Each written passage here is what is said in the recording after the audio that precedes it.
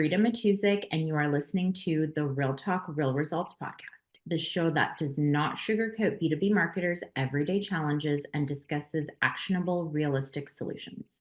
Today, we are talking about the evolution of content marketing and how AI and SEO are changing the digital buyer's journey. Joining me is Erica Bantum, Head of Demand Growth at Searchspring. Erica, can you tell our audience a little bit about your background and expertise? Thank you so much for having me on the show. I can't wait to explain this evolution of marketing with you guys. So a little bit about me is that I have 10 years plus experience within the marketing arena and then evolving into digital marketing. Right now, I am the head of demand growth at Searchspring and really highlighting in the demand gen efforts.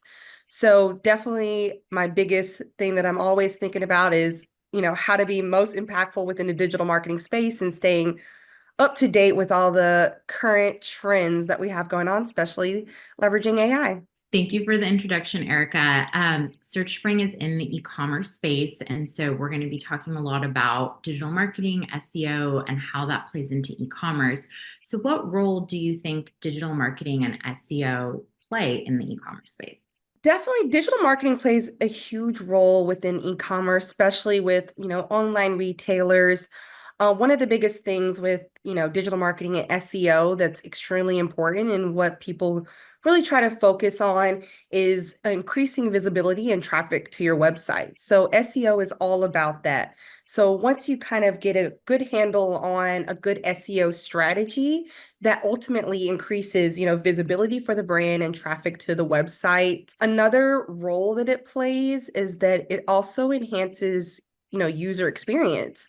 Because if you enhance the user experience, ultimately you're making those, turning those clicks into customers ultimately, right? So if you get that right within that space, you'll be able to enhance that experience and you'll keep bringing users back more and more and more. Another thing is, of course, bringing those customers back more and more and more. It's building awareness and trust with the brand. So I think those are like one of the key big things that I think that, digital marketing and SEO play in e-commerce because it's all about, the website traffic, the conversions, turning those clicks into customers. So it plays a really pivotal role within the e-commerce space. Yes. So you talked about brand trust and awareness, and what would you say are like the key factors that help digital marketers and retail marketers build that trust online? I think really what builds the trust online is that, ensuring that from everywhere and within the buyer's journey that we reinforce those, let's say, the product journey, so ensuring that from awareness and from the decision, consideration, and purchase stages that we optimize each one of those areas in the funnel and ensuring that they are optimized, like SEO optimized, so that it can build that trust throughout the journey. So you have to think about the entire journey when you are trying to bring these customers through and then building that trust. And then that ultimately creates that loyalty. Yes, yes. The buyer's journey is very important. And we're talking about SEO. So, how do you think and where do you think SEO fits into the buyer's journey and the content along that journey? Thank you so much for asking that question because I think a lot of people don't think about those individual stages. And like, for example, the awareness stage is very important to have content such as like blogs and high level thought leadership at that stage. And that kind of sets the stage. We're trying to think beyond the actual checkout. So we want to create that entire experience. So I would like to say that for that. In the consideration phase, we have like product comparison pages, in-depth guides, case studies, stuff of that nature. Because I know a lot of individuals think of things when it comes to the the look of things, the merchandising campaigns, and then the checkout process. But we have to think above that. And SEO is a part of each one of these stages.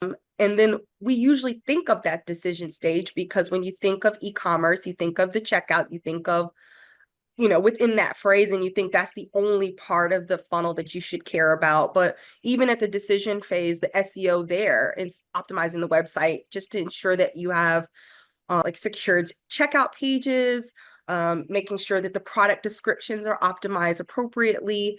And that ultimately gets us to the purchase stage, which is also a fine tuning as well. And that's more like, like how-to guides, customer support pages, etc. So SEO is in every area of the buyer's journey. And then once you optimize those on and off site, and what I mean by that is there's other paid versus non-paid initiatives, SEM versus SEO, which is a whole nother conversation. But SEO is something that we can control per stage. And I think that if we optimize that, thinking of that journey, then that would be, beneficial for our customers. Yes. So I know you said it's a whole other conversation, and I just want to lightly touch on like where and how do you think SEO for e-commerce and retail marketing partners with the paid marketing strategy to get the best results at the different stages of the buyer's journey when people are searching for the products that they want to find and ideally convert on? It definitely depends on like where you are, and like we'll talk more about seasonality and everything else in the uh, later on, but I really feel that first it's good to have a good foundation of the SEO part of it, and that's stuff that you have control over, like this organic content. But then we also want to see what keywords resonate with your end users, and you can leverage that in SEM and paid marketing because it depends, and it definitely depends on seasonality as well.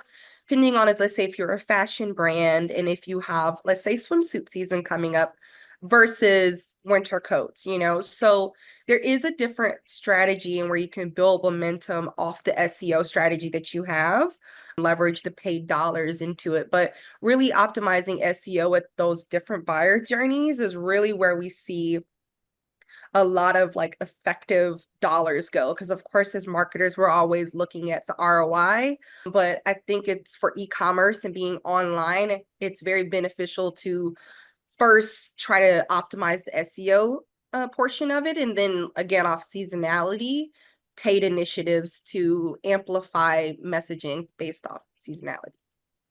Okay, so that makes sense. So when, like you were saying, swimsuits versus winter coats, depending on the season that we're targeting, that's when you would probably incorporate that paid strategy and rely more on organic throughout the other times of the year. Right. Okay. Exactly. So I know, and we were going to talk about this a little bit later, but I'll just tie it in now. So with digital marketing and e-commerce, there is going to be seasonality to the engagements and the product conversions and the offers that we have coming up. And we did talk a little bit about introducing paid at those different times of the season, traffic, and there's specific products that we're going to be offering. But how else do you think about marketing planning for seasonality and considering the highs and lows of the year? Yeah, I think one thing is that, here at Searchspring, I'm always thinking about too for like our customers. We're always trying to, I know it said seasonality, but understand your seasonality because each industry is very different. When, I'm learning when they go dark, when they're, for now, like a lot of retailers are getting ready for Black Friday, Cyber Monday. And you're like, oh, this is so, early, but we've been doing that since May. But that's something where we're trying to help a lot of our customers get prepped and ready for that. So definitely understand your seasonality. I mean, you can do like an in-depth data analysis on that segmentation. You can look at certain reporting to understand the peaks and lows.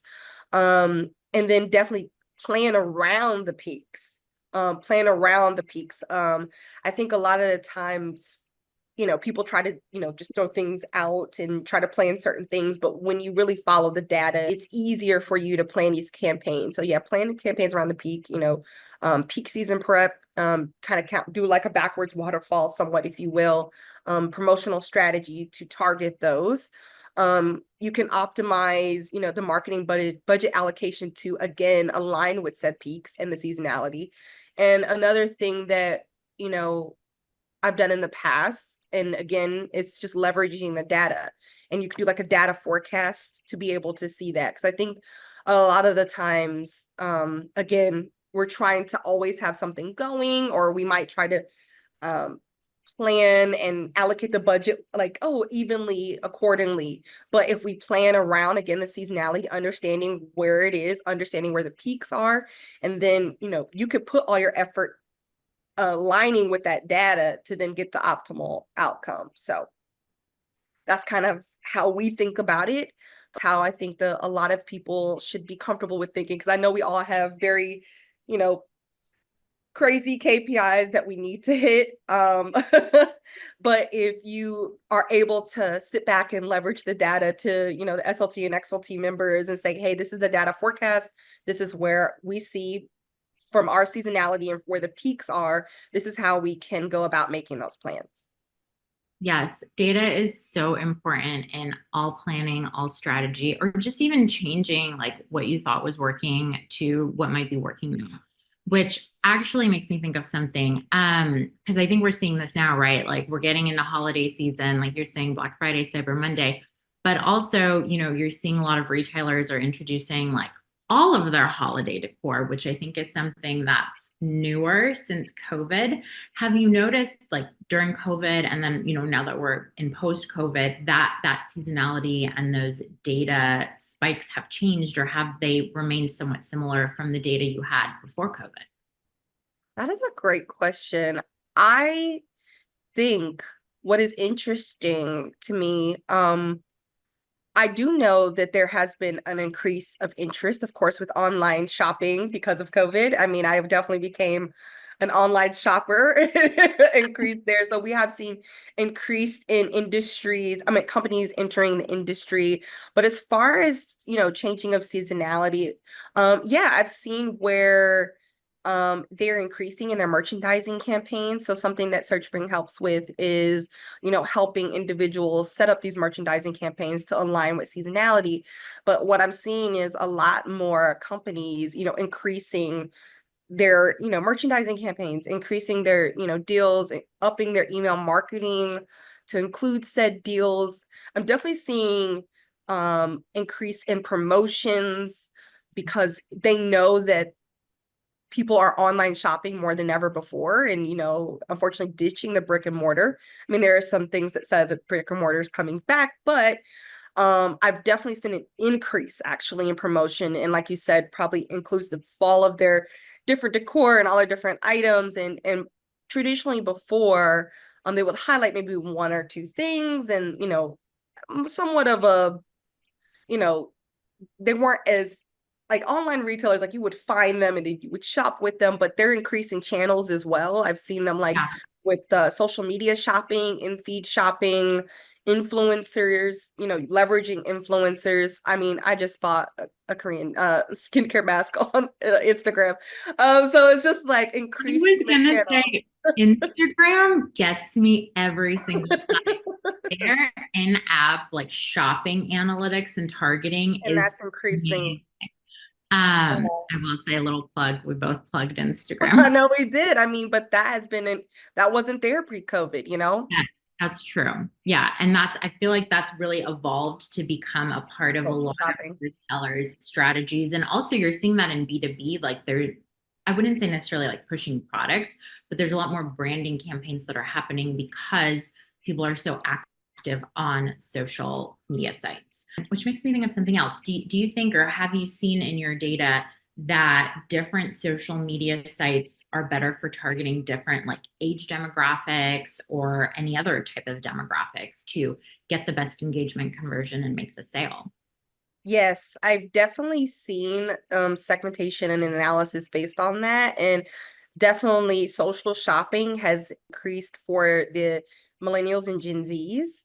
And I forgot where the report came from. So I can't cite it as of now, but like they're saying that due to that, and that's why a lot of brands are jumping to do that shopping on Instagram, because Yeah. that's where a lot of the conversions are happening. Social shopping, try to say that 3 times fast. Social shopping is becoming quite important for brands to jump on for the experience alone, because they're already on these social platforms. They send about 45% of their screen time on these apps. So it's very important to leverage social shopping. Yes, absolutely. So we were talking about website SEO strategy and all of that, but then bringing social shopping as well as just off website shopping like into the mix. Where does website optimization fit into the marketing strategy, knowing that so many shoppers may be making a purchase off of your website? That's a great question. And another little plug here, but Searchspring did acquire Intelligent Reach. And one of the things that we love to talk about is like online and offline, search optimization and finding the right product at the right time on or offline. But website optimization is extremely important. I mean, of course, leveraging tools like Searchspring and various of our partners, but one of the biggest things that speed optimization is extremely important when it comes to, when you have a website, because again, if someone it comes down to user experience, and if someone's on your website and it's slow or it's dragging or it's dated, again, we're in a TikTok era. Like, if you're not like, if there's any issues with your website, that is a potential loss of a customer. So speed optimization. Another thing is mobile shopping is, so when I did make that purchase on Instagram, I definitely was on my phone. So people viewing, like Gen Z actually made a joke about boomers and millennials and how they make big purchases on their phone, so we go to desktop. I'm still consider myself on the other half of the millennial, but go to your desktop. So mobile optimization is extremely important. Um, Another one is, again, where we fit in is personalization and search functionality. Because if they go to your website and then they search in, little red dress and it doesn't populate and other things populate, then that's not optimized. And granted, this is more so on site is what I'm talking about, but those little things that seem little in the grand scale, I guess, if you will, are something that makes sense for a first time customer, because you only have a split second to ensure that they're on their phone, it's mobile optimized, speed optimized, and I say, like, again, search and personalization, because a lot of times people are coming to your website not just to browse, but they're looking for something in particular. So Yes. if you don't have it optimized, the product description, the back end keywords, then you'll lose that one. And we're not in the business of, losing these customers. So again, if you have it optimized the way they want to, then when they're looking for something again, they know where to come. Yes, So absolutely. I fully agree with that, especially what you said that the customer already knows what they want before they've even landed on your website. And they might get to the website and then find other things they're interested in. But if you don't have that initial item, that initial product, that initial, for B2B service solution, you're going to lose them because you're not in the mind of what they had and what they're looking. Okay, which brings me to my next question. There's been an influx of different types of tooling for marketers, especially around AI and ML, and a lot of noise out there, and I think relevant noise around how AI is changing search engine marketing. What do you think about that, and how it's evolving the way we do SEO? I mean, it's evolving and quickly, and it's one of those things that's scary good and scary scary. One of the things, I mean, I leverage it as well as something that you just can't ignore. It's such a big impact to tech industry and just any industry in a whole. But it definitely has its benefits. And I hate to say that. And I hate to say that with the introduction of Chat GPT, that is huge for SEO. That is huge for SEO. It is literally giving you the tools to be successful in SEO, because in the past, content took a lot of time to produce. And there's, of course, you don't want it to be so buzzword heavy where it doesn't resonate, because yes, you can be searchable, but then when they go to said page and it's just too jargony, and people can still decipher between a machine and a person. So it's a gift and a curse in the same sense of, like, yes, it's helpful to spin up a landing page quite quickly, leveraging product descriptions, various marketing tools. But I do think it still needs to be something that is, monitored by and have a human touch and be able to be leveraged that way. But another thing that I say is that Yeah, it's great for search engine marketing, but I would say that I would leverage it in areas that don't require too much of that human element. Again, like product descriptions. I think I might have said it in the other way, but I still think that product descriptions and stuff of that nature is good to use it for. Yes, absolutely. I do think that there's definitely a discussion out there, and I think it's becoming more prevalent that people are starting to be able to tell when content is written by AI. And everyone's always nervous, right? Anytime a new tool is introduced, it's like, oh, my job's going away or something or other like that. But like you said, it's a great tool and a great way for us to get out more content, do more things, while also, of course, remaining like having a person there to make sure that like things don't sound crazy or it's not off brand, or if it's technical, that the technicalities of the content are incorporated into that. And so it's evolved the way, I think it's evolved the way that we do content development. And so I'm wondering, like, how do you now think about your content strategy and your user journey with this new tooling and kind of these new ways that we can do content development? Yeah, I mean, again, it does allow us to do more. So that does help with creating that content strategy. But again, you do have to be mindful because yes, you can do more, but yes, people can tell the difference. Yeah. So I guess it's a way of just like it has changed the way we go to market. We can go to market quicker with our campaigns and with getting messaging out there. But again, it's just something that it's helped basically get us quicker to market. But it's just something that we're always trying to like ensure that we are still putting our brand voice in there and incorporating it in.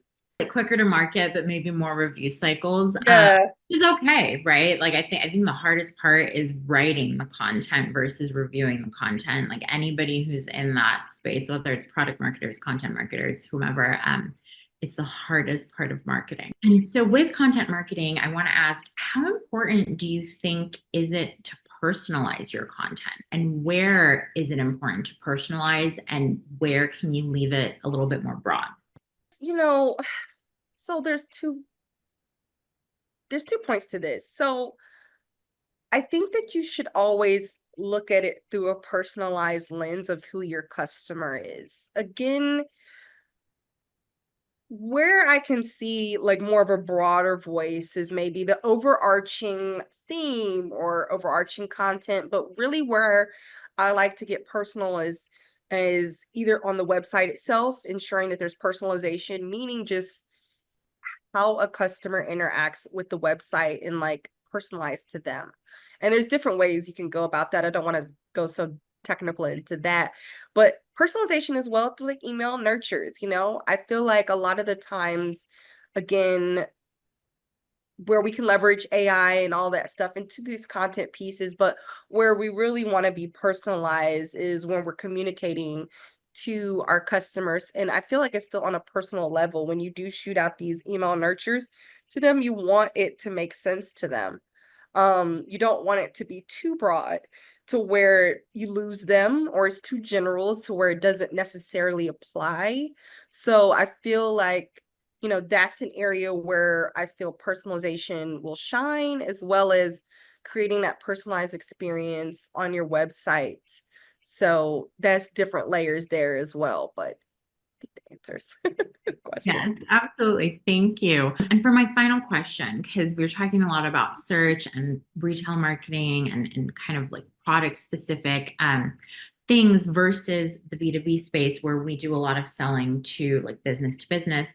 I want to think through like with so many businesses that are going digital, and so many, I would say, B2B companies who have B2C customers, whether, like brick and mortar shops, they're going digital for the first time, or they're expanding to a hybrid approach, or they're wanting to improve their digital storefronts, knowing that some of the toolings that they're using are going to be, organizations that do more B2B selling. Where do you think the convergence lies between B2B and B2C marketers?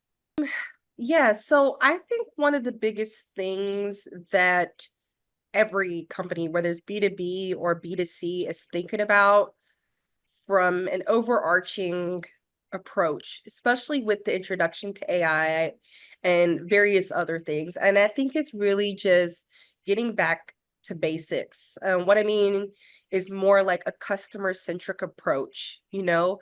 And I think that personalization and then like customer journey mapping, basically what I was saying with that buyer journey and awareness, consideration, decision, and purchase, and how each one of those, I mean, yes, we were talking about SEO, but those also are areas to where you can have a personalized approach. And with each B2B or B2C, we have those buyer journeys, we have those unique buyer journeys. And I think that each person now is pay attention to that more than ever.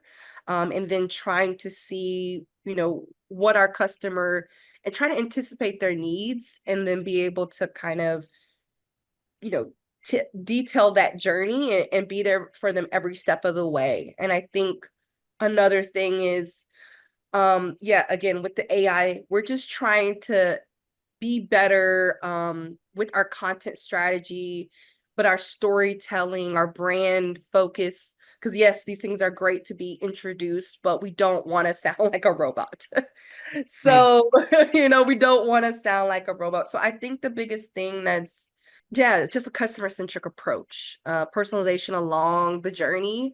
And I think that's where a lot of people are feeling because that's what we do for our customers. We're constantly thinking about, again, their seasonality. Like I said, Right. like we were thinking about theirs. We're not thinking about our seasonality. We're thinking about their seasonality. We're thinking about, when do they need us most? So we try to hit them up Right. earlier, when they're not available, we already know that. So we slow down on marketing communications, but we also have a communication out right before the holiday season. Like, hey guys, just let you know this cut off. We're here for you though.